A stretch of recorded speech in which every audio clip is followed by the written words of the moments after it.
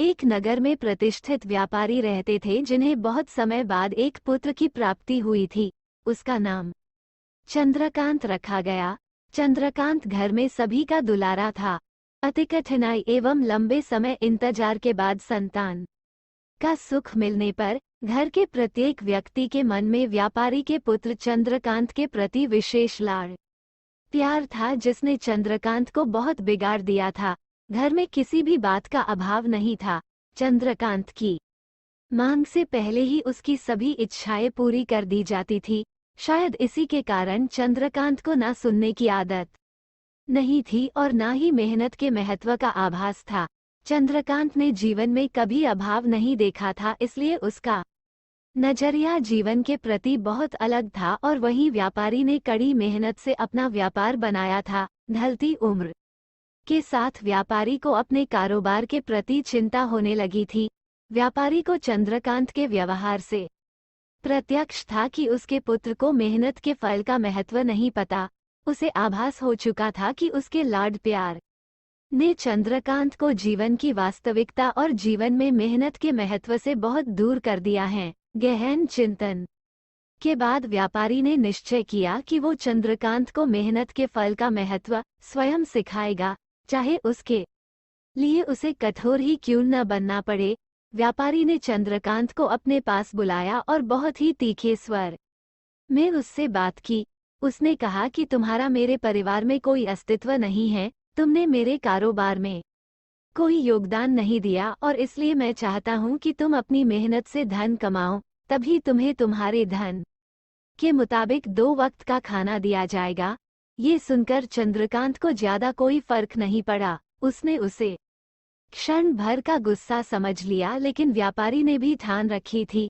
उसने घर के सभी सदस्यों को आदेश दिया कि कोई चंद्रकांत की मदद नहीं करेगा और न ही उसे बिना धन के भोजन दिया जाएगा। चंद्रकांत से सभी बहुत प्यार करते थे, जिसका उसने बहुत फायदा उठाया। वो रोज किसी न किसी के पास जाकर धन मांग लाता और अपने पिता को दे देता, और व्यापारी उसे उन पैसों को कुएं में फेंकने का बोलता, जिसे चंद्रकांत बिना किसी अड़चन के फेंक आता और उसे रोज भोजन मिल जाता। ऐसा कई दिनों तक चलता रहा, लेकिन अब घर के लोगों को रोज रोज धन देना भारी पड़ने लगा। सभी उससे अपनी कन्नी काटने लगे, जिस कारण चंद्रकांत को मिलने वाला धन कम होने लगा और उस धन के हिसाब से उसका भोजन भी कम होने लगा। एक दिन चंद्रकांत को किसी ने धन नहीं दिया और उसे अपनी भूख को शांत करने के लिए गांव में जाकर कार्य करना पड़ा। उस दिन वो बहुत देर से थका हारा व्यापारी के पास पहुंचा और धन देकर भोजन मांगा। रोज के अनुसार व्यापारी ने उसे वो धन कुएं में फेंकने का आदेश दिया, जिसे इस बार चंद्रकांत सहजता से स्वीकार नहीं कर पाया और उसने पलटकर जवाब दिया, पिताजी, मैं इतनी मेहनत करके पसीना बहाकर इस धन को लाया और आपने मुझे एक क्षण में इसे कुएं में फेंकने कह दिया। ये सुनकर व्यापारी समझ गया कि आज चंद्रकांत को मेहनत के फल का महत्व समझ आ गया है। व्यापारी भलीभांति जानता था कि उसके परिवार वाले चंद्रकांत की मदद कर रहे हैं, तभी चंद्रकांत इतनी आसानी से धन कुएं में डाल आता था। लेकिन उसे पता था, एक न एक दिन सभी परिवारजन चंद्रकांत से कन्नी काट लेंगे। उस दिन चंद्रकांत के पास कोई विकल्प शेष नहीं होगा।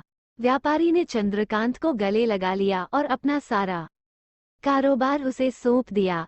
शिक्षा। आज के समय में उच्च वर्ग के परिवारों की संतानों को मेहनत के फल का महत्व पता नहीं होता और ऐसे में ये दायित्व उनके माता पिता का होता है कि वो अपने बच्चों को जीवन की वास्तविकता से अवगत कराए। लक्ष्मी उसी घर में आती है जहां उसका सम्मान होता है। मेहनत ही एक ऐसा हथियार है जो मनुष्य को किसी भी परिस्थिति से बाहर ला सकता है।